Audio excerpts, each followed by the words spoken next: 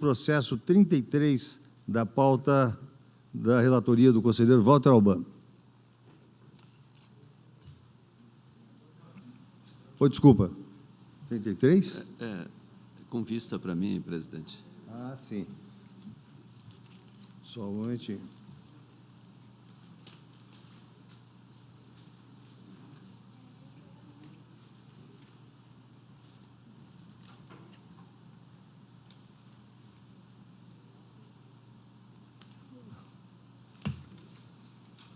Processo 33 da pauta da relatoria do conselheiro Antônio Joaquim, com vista ao senhor conselheiro Walter Albano. Com a palavra, então, o conselheiro Walter Albano. Tem uma fala do conselheiro Antônio?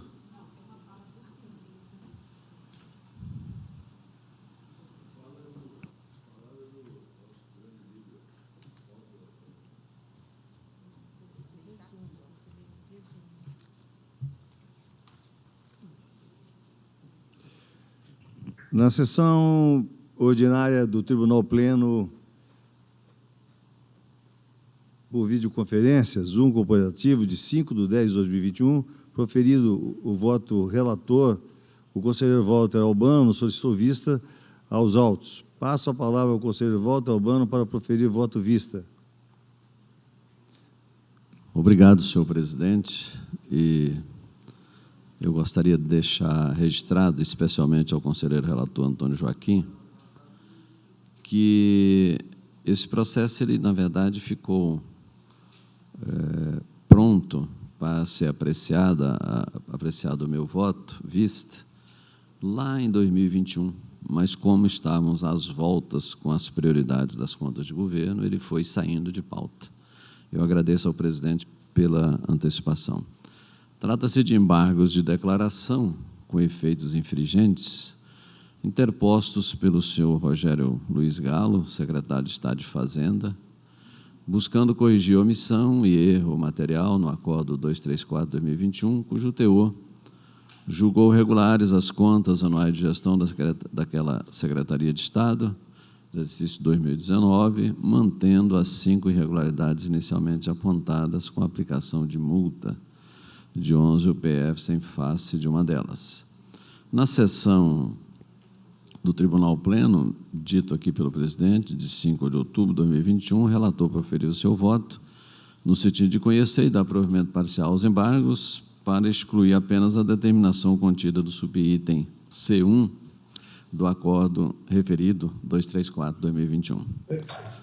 Solicitei e obtive vista dos autos para formar meu convencimento. Das 5 irregularidades apontadas, 3 foram imputadas ao secretário estadual, quais sejam não implementação integral do procedimento contábil patrimonial, elaboração e propositura de projeto de lei orçamentária anual 2019, com desequilíbrio inicial, e descumprimento dos prazos para a realização de transferências de recursos ao Fundeb das cotas partes do ICMS e do IPVA aos municípios mato-grossenses. O embargante alega que, no voto do relator, a multa relativa à irregularidade foi afastada por ocasião da leitura da síntese do voto e que essa multa foi incluída no acordo equivocadamente, tratando-se de erro material a ser corrigido pela via recursal. Entretanto, da leitura do voto condutor do acordo embargado, síntese e integral, e assistindo ao vídeo da sessão de julgamento, fica claro o equívoco do gestor, uma vez que o relator acompanhou o parecer do Ministério Público de Contas no sentido de manter as 5 irregularidades, divergindo apenas com relação às multas aplicadas em razão das irregularidades aqui apontadas, o que implica em dizer que a sanção relativa à irregularidade BA 99 foi mantida sob o argumento de que a implementação do procedimento contábil patrimonial não se realizou integralmente. Assim, não há erro material a ser corrigido. Entretanto, observei que antes mesmo do julgamento das referidas contas, ficou comprovado que a mencionada irregularidade foi parcialmente sanada com a instituição da comissão com competência para reconhecer, mensurar e evidenciar os ativos imobilizados e intangíveis da Cefaz Mato Grosso. Inclusive, foram relacionadas outras providências já adotadas, entre elas a elaboração do plano de providências, publicação do manual do ativo imobilizado, elaboração do relatório de identificação de obras e serviços de engenharia e proposição de decreto de regulamentação da Lei 11.109/2020, que trata da gestão patrimonial do Estado. O Ministério Público reconheceu esse fato e ressaltou que, apesar das providências serem adequadas e relevantes, foram intempestivas. A verdade é que, por ocasião do julgamento das contas anuais, a irregularidade existiu. No entanto, também é verdade que o gestor se empenhou em corrigir a falha assim que determinado por este tribunal, adotando as providências necessárias, conforme acima mencionado. Ficou demonstrado no relatório técnico de defesa e no parecer do Ministério Público de Contas que, desde 2011, há várias normas e orientações com a finalidade de corrigir a situação descrita, que nunca foram implementadas. O procurador de contas opinou, abro aspas, pela manutenção da irregularidade, BA 99, tendo em vista tal inconsistência, já perdurar há quase uma década. As providências não foram tomadas dentro do prazo estipulado e, não obstante, a manutenção da irregularidade deve-se ponderar no que tange a responsabilização do gestor, que a defesa comprovou o cumprimento das medidas solicitadas no relatório técnico preliminar, mesmo que não tempestivamente. Assim, se desde 2011 providências deveriam ter sido adotadas e não foram, justamente quando o gestor recém-empossado corrige as falhas e adota as medidas, este tribunal decide penalizá-lo, ou seja, aí é que o tribunal se deu conta de que isso existia, é o que eu estou perguntando aqui. Pesquisando as contas anuais da referida Secretaria de exercícios anteriores, essa irregularidade sequer foi cogitada. Isso é incoerente, entendo, e com certeza desestimula o gestor a observar as determinações deste tribunal. De nada adianta este tribunal fazer determinação para a correção de irregularidades se, depois de prontamente cumprida a ordem e sanadas as falhas pelo gestor, ainda assim for mantida a irregularidade e a penalização.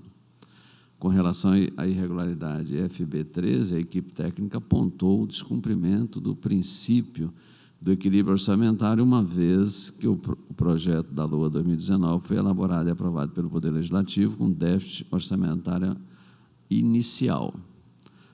Aliás, isso até me causou um certo espanto.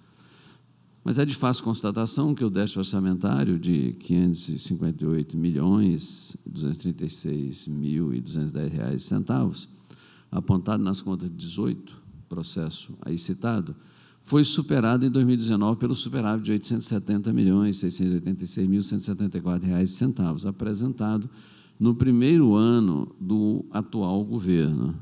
Nesse contexto, considerando que essas contas tiveram uma melhora significativa com relação aos exercícios anteriores e que o apontamento é de natureza formal, entendo ser justo afastar a irregularidade.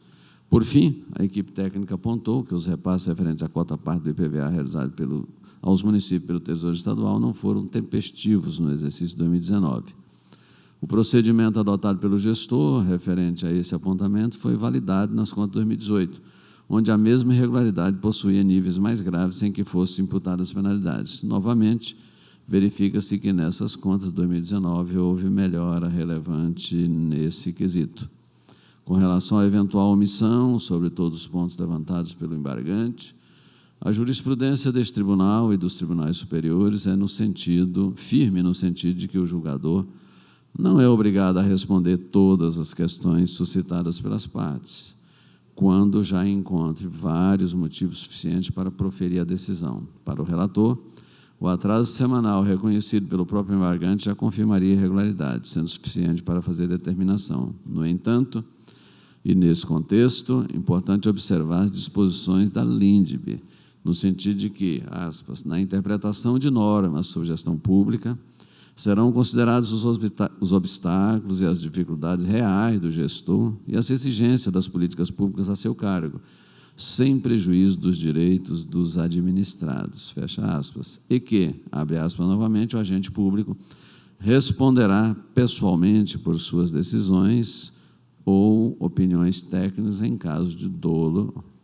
ou erro grosseiro.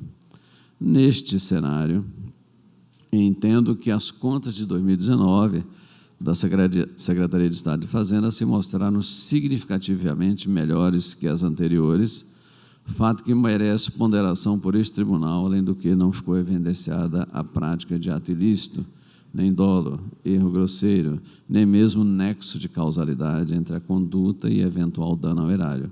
Em razão disso, e considerando que, apesar de intempestivas, as providências foram adotadas assim que determinadas por este tribunal, entendo, pois, que deve ser concedido o efeito infringente aos embargos para excluir as irregularidades e, em consequência, a multa de 11 UPFs imputada ao gestor, cabendo a este tribunal monitorar a tempo e modo o resultado dos trabalhos da referida comissão instituída para reconhecimento, mensuração e evidenciação dos bens móveis e imóveis da Cefaz. Com base na jurisprudência do Superior Tribunal de Justiça, a atribuição de efeitos infringentes aos embargos de declaração é possível, em hipóteses excepcionais, evidente, para corrigir premissa equivocada no julgamento, bem como nos casos em que, sanada a omissão, a contradição ou a obscuridade, a alteração da decisão surja como consequência necessária. Por tudo o que foi exposto, entendo que houve premissas equivocadas no julgamento das referidas contas que devem ser corrigidas. Diante do exposto, com a máxima vênia, Sua Excelência o relator, não acompanho o seu voto e voto pelo provimento dos embargos de declaração, dando-lhe efeitos infringentes para excluir as irregularidades, as determinações também as decorrentes sanções. É assim que é o meu voto vista, senhor presidente, senhor conselheiro relator. Consulto ao conselheiro Antônio Joaquim se acolhe o voto vista do conselheiro Walter Albano. Senhor presidente, eu achava que era apenas uma multazinha de 11 UPF. Em reverência a essa pesquisa, a densidade, o conteúdo da pesquisa, eu não posso negar a aceitação do voto vista, como o voto mais justo. Então, com um voto apenas do conselheiro Antônio, que acolhe o voto vista do conselheiro Walter, os senhores conselheiros demais conselheiros que votam com o relator, permaneçam em silêncio. Aprovado por unanimidade.